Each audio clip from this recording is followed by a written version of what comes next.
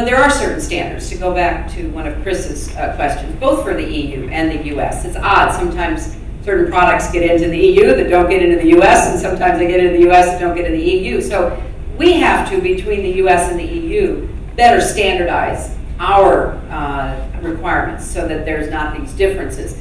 But ultimately, what we want to do is to help African businesses improve their ability to export.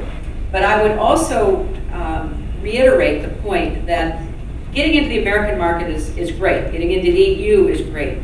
There are tens of millions of consumers right next door here in sub-Saharan Africa. And I made a very strong plea at the AGOA conference for governments inside of Southern Africa to trade more with each other, because it's a huge consumer market.